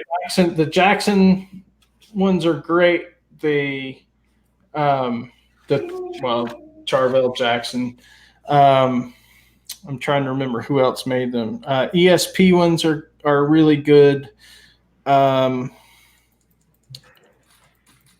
I know everybody pretty much had a licensed Floyd at some point, but the Hamer ones were really good. And again, I'm talking like 80s and early 90s. Right. Now my BC Rich, my Mockingbird, it actually has a Floyd special on it, and it's a rock solid special. So, you ready to look at the last? Look at the top on that one. Well, this is a pretty pointed guitar. What are you talking about? It's on fire. This is that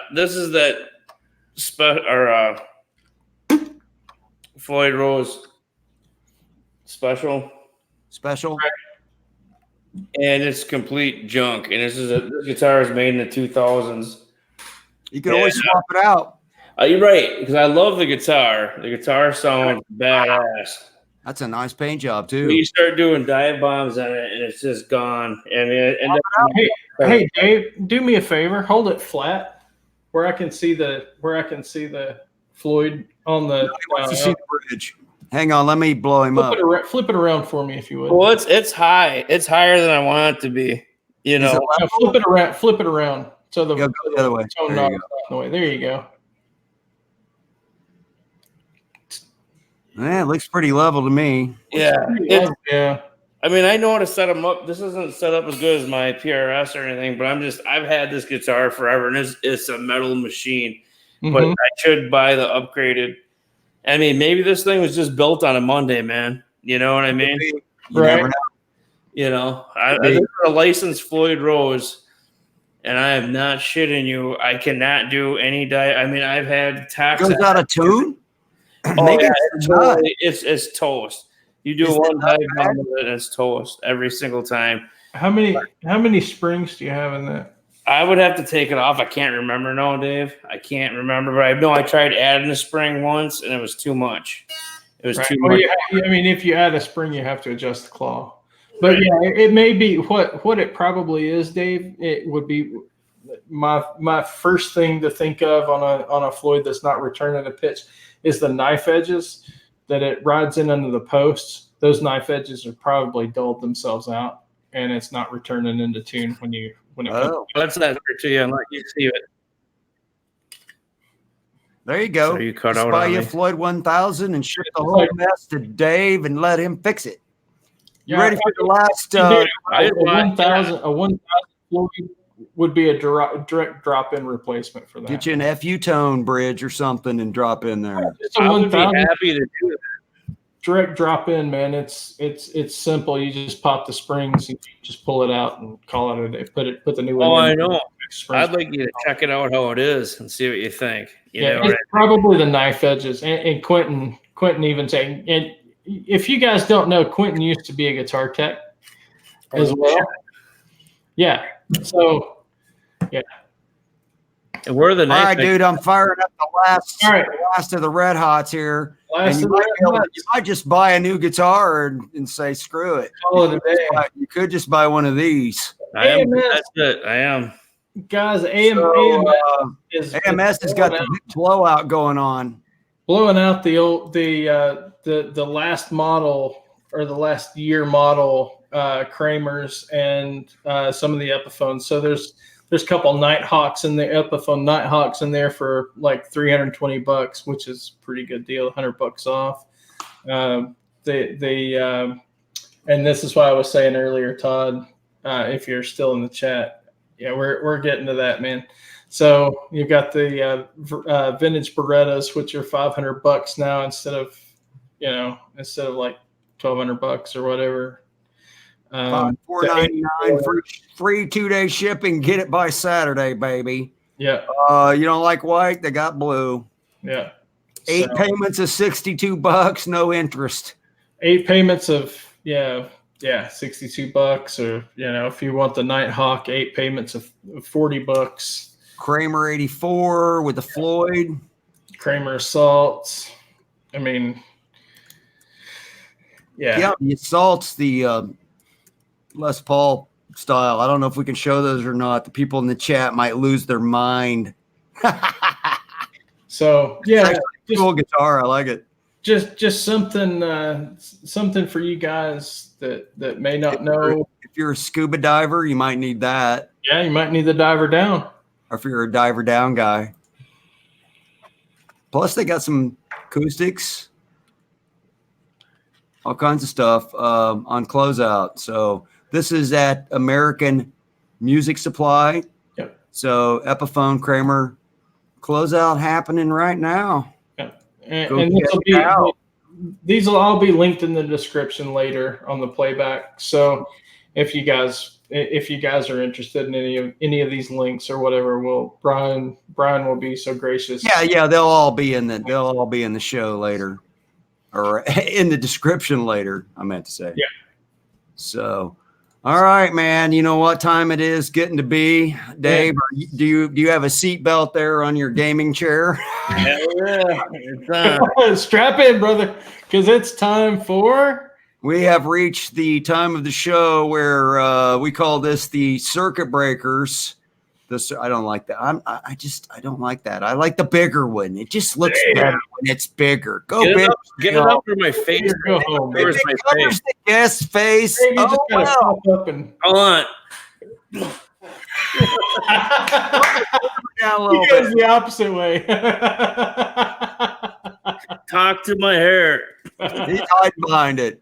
It's time for the Circüit Breakers, ladies and gentlemen. And so the first one, we have a video for you tonight. Dave's going to lead off the Circüit Breakers. The title of the first Circüit Breaker here is Eat Fresh. Give me a quick second here to get the Eat Fresh video up and rolling here. Are you ready? So boys, okay, here we go. So video inbound. Fire away, Dave. So, in the 1700 block of G Street in Washington, D.C., which is not far from Washington University campus, police say a gentleman several days ago broke into a Subway restaurant and made himself a foot-long sandwich in the early hours of the morning. Oh, look. He's picking out his bread. So, He's like, do I want to go cheesy, wheat, or just go with the plain white? Homeboy decided what loaf he wanted, what bread he wanted, and he makes a sandwich. And he's like, oh, wait. I need chips. Yeah, forgot his chips.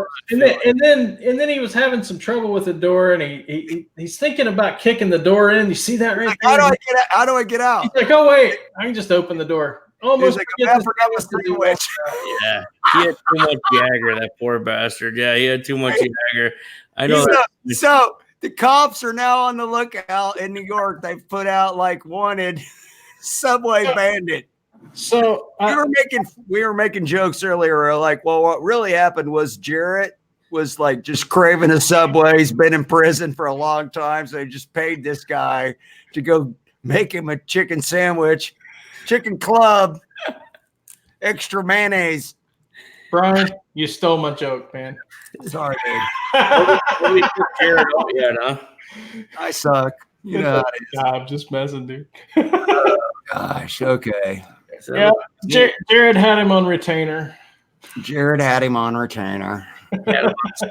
right, let's see if I can make this work here. I gotta try to figure out what I'm doing. So the next one's called the cat burglar. So let me go over here. I need this. Speaking of breaking and entering, there's this guy. So what happened was a man in Collier County, Florida, say that 3 times fast, called police last week to report a possible cat burglar in his home last week. Officers soon arrived and began to search the property. And they did, in fact, find an intruder inside the man's house. But it wasn't this guy. It was this guy. They found an actual cat burglar in the man's house. Jeez. So the suspect was apprehended. As you can see, he's now behind bars. He refused to give up his name. So animal control was called in. They discovered he had a microchip. So the owners were soon contacted, and they found out his name was Bones. Bones the burglar. So Bones is now on house arrest. And the judge says, just one more time, boy, and I'm going to put a cat collar with a bell around you, and you'll be done. So you got Bones the burglar broke into the man's house, and they basically send out the SWAT team to round up Bones. Look at him. He's like, oh, man, I'm busted. Looks like a young cat, too. Yeah. He's a little bitty dude. He got out and got in. He's rustling around in the man's watch collection.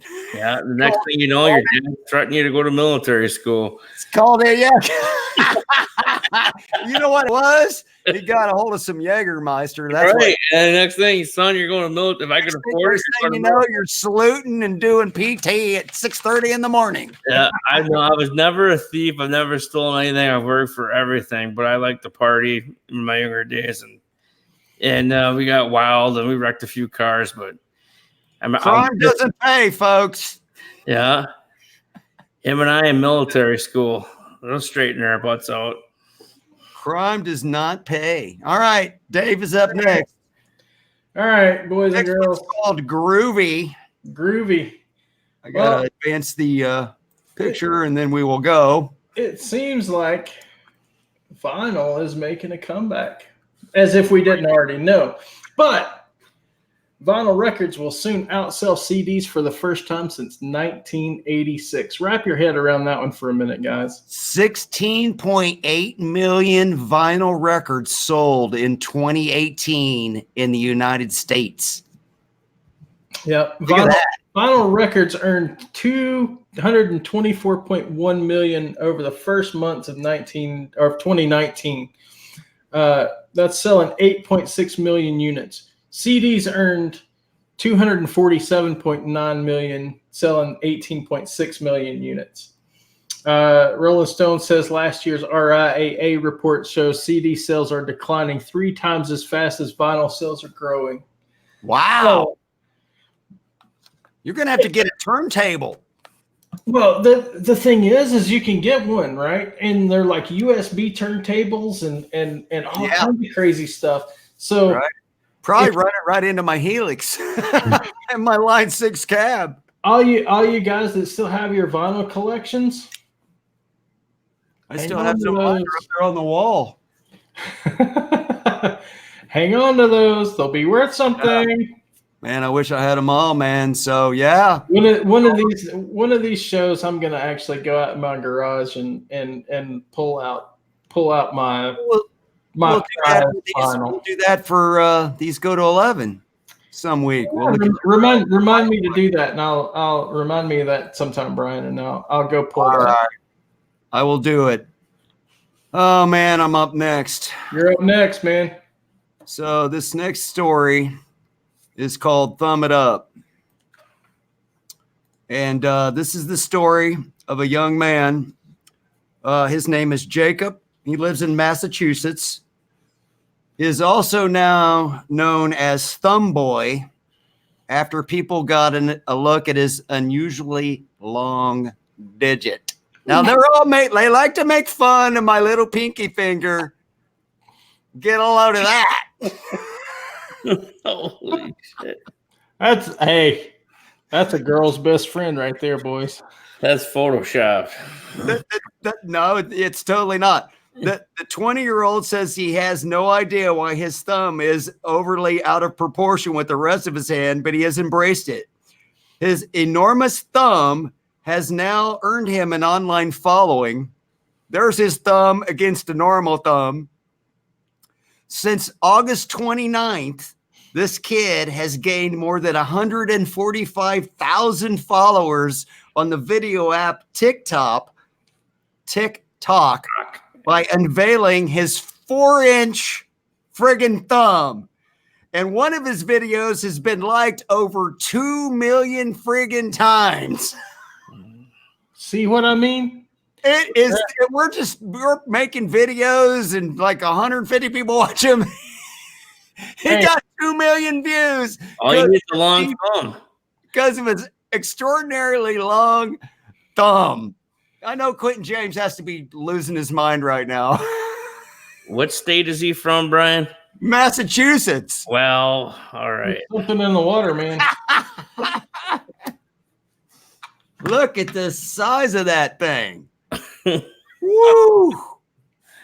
That's a monster. Okay. Moving along.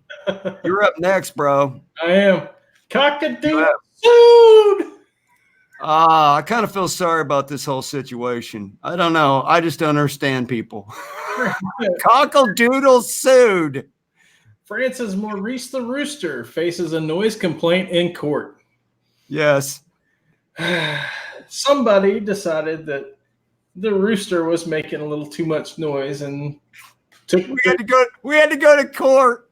Had to go to court. Took the poor rooster to court, and the judge, who apparently had a level head. By the way, that is the ugliest damn chicken that ever lived. The judge decided that Maurice the rooster was situated in natural surroundings and therefore not expected to conform to sensibilities but his own. Maurice's lawyer told the press that the bird could not be penalized for simply doing what roosters do. This rooster was not being unbearable. He was just being a rooster. Look, the prosecutor's all disappointed. He's like he just lost the case. However, for his victory, Maurice can continue to greet the morning on his own terms. He and his owner were also awarded $1,100 in damages. Dang! Gets to cockle-doodle-doo in the morning and got paid. Can't beat that. What does it say who was suing him? Was it a neighbor? Yeah, it was a neighbor. Of course it was. Of course it was. Of course. I don't know, man. We got chickens. We got 4 hens, and I wouldn't allow a rooster because I said the first time on a Saturday morning a rooster wakes me up, it'll be its last. I'm gonna go shoot the deer. I'm gonna get the deer rifle out. There ain't gonna be no the Browning BPS would have been loaded up, man. All right. This brings us to the disturbing part of the show. We're chalking the giant, folks. Bear with me. It'll make sense in a minute. So, in the famous English county of Dorset, there exists a thing called the Kearney Giant, a giant carving in a hillside that some say is ancient. And every 10 years, it's refurbished by local residents. Dozens of volunteers to show up to preserve the giant for future generations. I'll take the arms. As you can see, it's not easy work because the giant is huge and it's up on this hillside. And what they do is they bring up tons of chalk and fill in the giant, and you can see here they're working on an eyeball. The giant was discovered in the 17th century, and nobody knows for sure what his origin is. He's shrouded in mystery. Some say that he's as ancient as the monoliths at Stonehenge, and it's just not the giant that they have to work on. The giant has 2 clubs, which believes that many people think that he might be a representation of Hercules. He has this club, which is 120 feet long. I'll take that club. Also has that club, which is 36 feet long. Yes, ladies and gentlemen, the giant of Kearney is fully erect. Wow. That's impressive.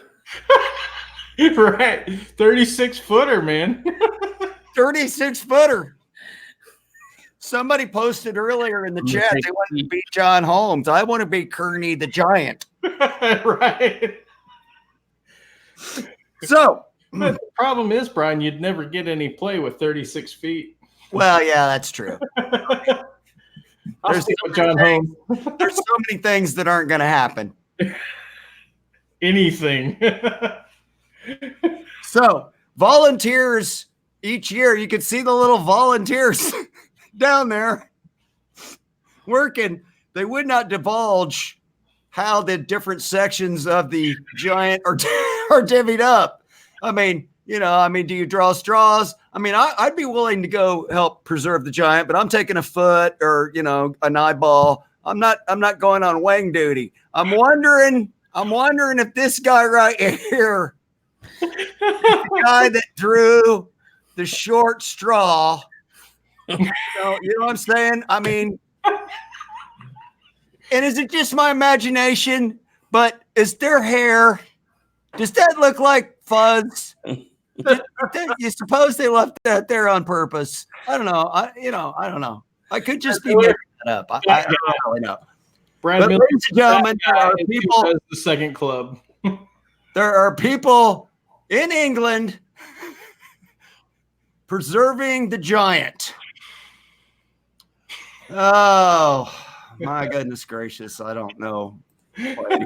Gabriel. Wonder if he lubes his nut. Yeah, man. Probably. I don't know. I'm afraid to look at the chat. Kalen, the grass needs to be trimmed. Stay away from me with that weed whacker. He tripped on a vein and got workman's comp. Oh, man. Listen, you think this show is easy? You try coming up with that. Guys, we scour. We scour. Yeah, we scour the planet every week trying to find something off the wall, off the beaten path. He's down there like my reputation is totally ruined. we try to have fun, and we try to throw a few serious bits here and there, but mostly it's you guys. I say every week, if it weren't for you guys, we wouldn't be here. I appreciate every one of you guys for coming and hanging out with us this evening. Hopefully you guys had a laugh, had some fun, and maybe learned a little something along the way. So this show's all about having fun, and if you're not having fun watching the show, don't watch this show. Yeah, exactly. Yeah, so, yeah. Anyway, guys, we hope our guest had fun, Dave. We really appreciate you coming on. It's a fun thing to get guests on here, and we get through our little Q&A session. We feel like that's our opportunity for everybody to get to know you a little better. Besides just your guitar playing, now we know a little bit more about you as a person and the things you like and what you like to do and where you live and what you would take to a deserted island if you were heading off to one. Right? So right, that's our favorite part of the show. Awesome, man. Yeah, I had a blast. Oh, go ahead, Dave. I was just saying, no, I had a blast. It's always fun to talk about stuff and what we used to do and what we do now. And nothing like seeing grassy, hairy balls and talking about nuts for 20 minutes. And having nut jokes. We just told a bunch of nut jokes and we looked at some hairy balls. Yeah, I mean, found out about a cat burglar and what else can a guy ask for, right? No, Subway Bandit, and we looked at some cool guitars and hell yeah, Jägermeister and some bourbon. It don't get much better. I mean, what are you going to do on a Wednesday? It's Wednesday night. What are you going to do on Wednesday night? Except for come watch the live wires. Yeah, you got to come watch the live wires, right? That's what you got to do. Dave, appreciate you, man.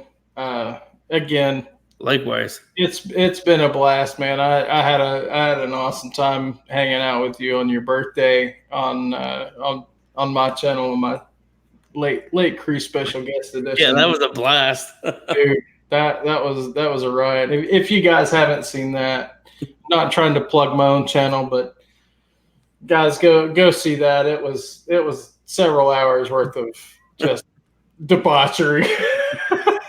We had a great time, man. Don't forget Monday night, 6 p.m. Eastern, Quentin James channel, live unboxing of the Gomercaster.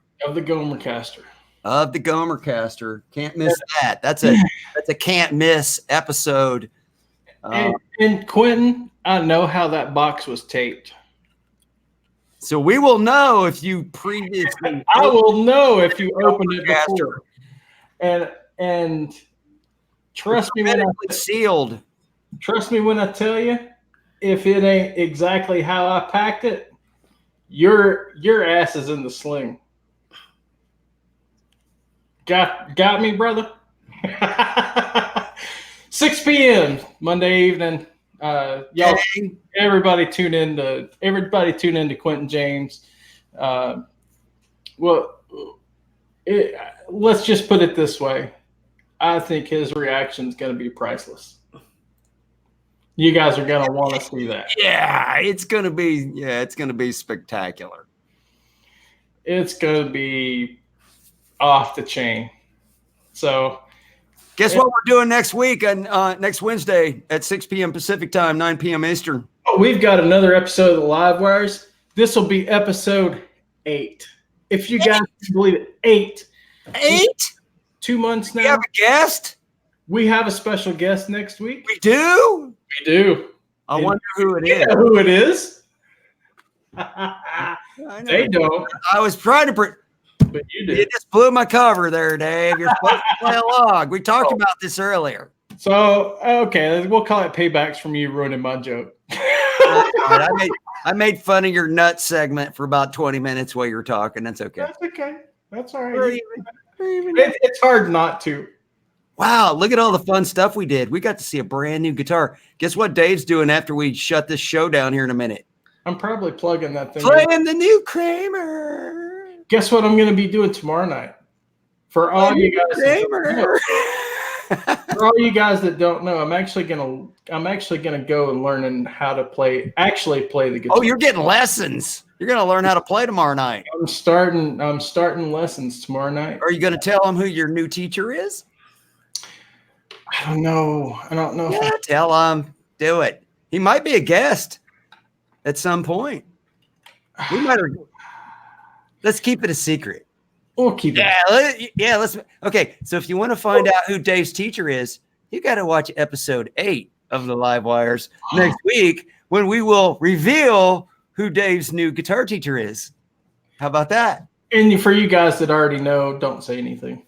Yeah. Shh. Or we will call the Gomercaster back. We'll just call UPS up. Don't deliver it. Don't deliver it. Send it back to me. It's not finished yet. Don't do it. All right, gang. Guess what? I'm gonna send us on out. All right. Thanks everybody for coming hanging out with us tonight. It was a blast as always. Love you guys. Hit the subscribe, hit the bell if you want. Well, no, we'll see you guys next week. Rock on, guitar dudes and dudettes. Appreciate you, wire nuts.